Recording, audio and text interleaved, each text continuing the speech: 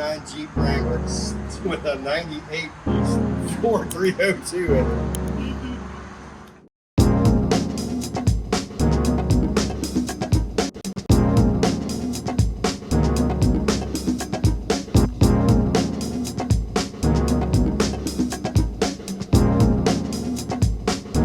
Popped it out of the junkyard.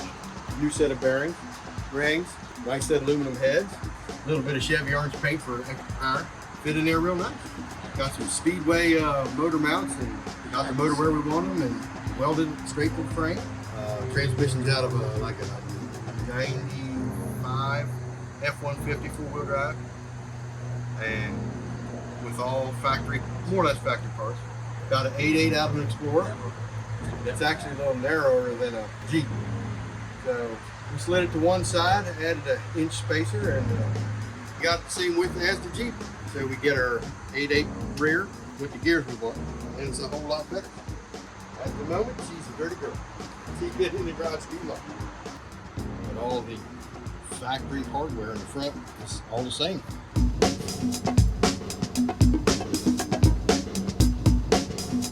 That massive custom-made drive shaft. Straight out of Ford rear coupler here, Ford coupler here, little tiny drive shaft. Ought to hook up pretty good. Then we got the duals into a single and one big tailpipe. It just worked out easier. It's just too much other stuff underneath here. We'll even paint the rear end when it's done. Anyway, it was god awful green. Pastel green. It was fugly. So I had a gallon of free paint given to me from a project that I was going to paint a guy's truck for, and I absolutely refused to paint it that color because it was nasty. You look like something that would be in your Easter basket. It's pastel green. Guy comes to me and says, "Oh, I think it looks pretty. I think it looks nice on my truck." Well, so I sprayed the fender, and I was like, "No, not so much. Go get some more paint." So he gave you the gallon of paint. On turn, give it to Ben. Ben didn't like the color either. So we took it to a paint shop, and the guy's up, "I can't do anything with it. I'll just dump a bunch of blue pigment in it." That's all we asked to do is just throw some blue in there and see what we get. So we did. And he shook it and he says, "It is what it is." Popped the can, it's like, hey, that don't look too bad. Well, the color came out Pepsi blue. An exact match to Pepsi blue because we needed to get a little more, and the formula came back Pepsi blue. So if you're a CEO in Pepsi, need some money here. Yes. So I body worked it, painted the Jeep, laid 3 coats of clear on it. We sprayed it over at a buddy's paint booth. Body was pretty good, but I think the Jeep probably rolled on the side. We straightened it all out. We wrapped or lined all the plastics, sandblasted, painted the wheels.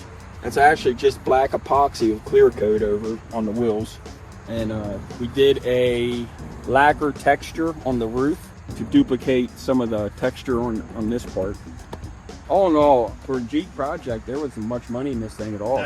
And it didn't take long to put together. What did it take us? Maybe a year and a half. Off and on. The doors obviously aren't on it, but they are in my shed. I will get those painted.